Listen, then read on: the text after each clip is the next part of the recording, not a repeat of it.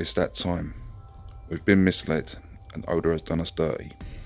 That's right, I'm calling it out. What's up, all? Been a while, I know, and my apologies for the last 3-year gap. Feels like it was just yesterday, but hey, welcome back to the relaunch. That's right, Legend is back. Now, to anyone who knows I've still been around, working closely with my friend Flying Panda, and still will be. That's right, I'm not going to be making theories on this channel. All that will still take place on Panda's channel, so listen out for the written by legendary anime, and you'll still get to hear my wild and crazy theories.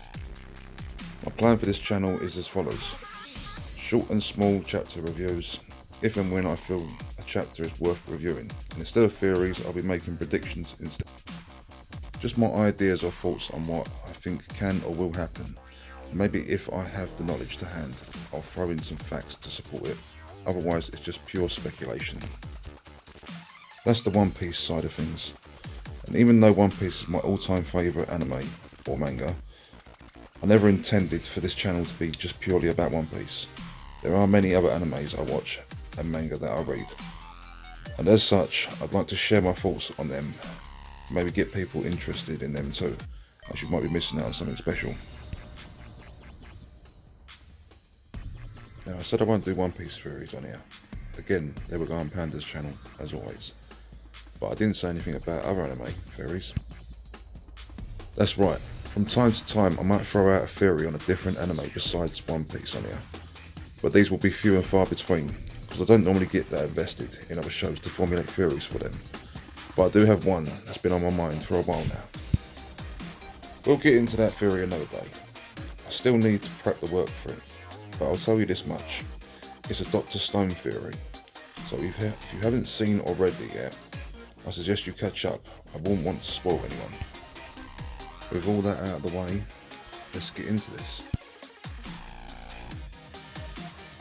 So chapter 1006 has some high moments and plenty of low ones too. It was a pretty emotional chapter, but the main thing I want to focus on is the defeat of Carrot at the hands of Pesquero. You may know I've been a long-time Carrot fan and been hoping she'd join the crew, which I still hold some hope for, and I'll get into that later. Since the chapter dropped, I've noticed that people are now claiming that Carrot's defeat is a for sure sign that she won't be joining the crew, and that she is too weak. I really don't see the logic here. I mean, who's stronger, Carrot or Nami, or even Usopp? I'm not the sort of person to do power scaling. I personally view each character for his or her own potential and other factors. And in Carrot's case, she's proven from her first appearance that she's a skilled fighter and can handle herself in a battle. Carrot for the most part gives us this cute and cuddly image, which is how we see bunnies. But she's always had this tense and scary nature about her too, which is magnified when in her Sulon form. While the Sulon form is without a doubt not only hers but all the Mink's trump card, they, like Carrot, have proven to be well versed in fighting style and raw power. Such is the nature of animals, they adapt to their surroundings and they survive. Now let's take note of something Prospero says. Oh, what a shame this is, Moonlight Warriors, that your potential victory should require the luck of the weather above. First off, how cool does that Moonlight Warriors name sound? I personally like it. Notice he says, potential victory. He's acknowledging, had the weather not turned and blocked out the full moon, that they had a better chance of winning than they do in their base forms. That right there goes to show that a Sulon Mink could possibly defeat a Yonko commander, which we know with Jack's defeat, but that was the Duke's, so maybe that's a different case. But let's not overlook the fact that it took both of them to defeat Jack, and I will add that they of course aren't in their peak, but it just goes to show that there is strength in numbers. Like a wolf pack, they will hunt in numbers and take down their prey. This too seems to be the case for minks. They fight either in groups or as pairs. And yes, Kara had Wanda fighting alongside her, so they paired up to fight Prospero, which could be why he proclaims they could have had victory. As I explain this, I'm fully aware that it's further proving all your points that Kara isn't cut out to be a straw hat, as she requires another mink to team up with in order to fight. However, I am determined to prove and explain how Kara can prove herself worthy, and it starts with Nami. Prospero also noted another key point, the luck of the weather, which normally would be just that, luck dependent. Only clouds will block out the moon, and again, this would depend on the weather itself, if the wind's blowing in your favour. But we all know with Nami that this could change in a moment. And normally Nami would create more clouds, as it's one of her signature moves, in order to create a thunder tempo. But seeing as Nami is facing off against dinosaurs, it's very likely she'll try something different. Up till now, we've mainly seen her use thunder-based attacks, which in all fairness are strong, and lightning is a truly powerful element.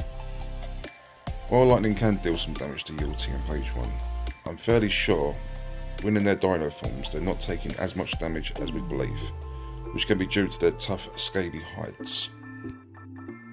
I believe that Nami is going to have to call upon a different element, one a bit more chilling to the bone. Yo ho ho! The blizzard tempo. Using cool balls, wind and the clouds, Nami should be able to generate snow and even hail, which if done right, and in true anime logic, will freeze the said dinos in their tracks. After all, wasn't it the Ice Age that killed off the dinosaurs? Or was it a comment? Drop some thoughts in the comments on what you believe. Now back to Kara. If Nami does indeed use the already natural clouds in the skies above to aid her in her attack, this could lead to a break in the clouds, thus exposing the moon in its full glory.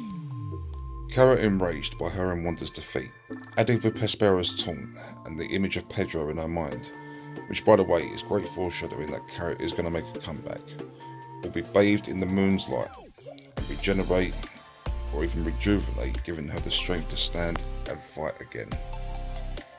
The twist though will be that she and she alone will face Prospero. Werewolf versus Candyman. And this will be her shining moment. She'll get her revenge for Pedro and even surpass him in terms of Sulon form and power. Before I wrap this up, I will note that yes, she's not had much screen time, so to speak, as yet to do anything of importance, but let's not forget how big this arc is compared to the previous arcs and all the new characters that's been jam-packed into this one arc. It's hard to make a character like Kara have a big impact with all that's going on currently. But if this plays out the way I predict it will, this should lay to rest any doubts people have on the matter. Don't forget that my boy Brook didn't really get any impactful moments until Whole Cake Island when he faced off against Big Mum. Just goes to show Oda has a plan for every character. Anyway, thanks for watching.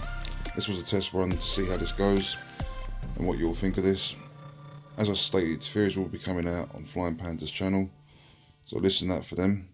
Like, comment and subscribe, and I'll try and make this a regular thing. Laters. Also, join our Discord. I'll drop a link in the description. I'll see you all there.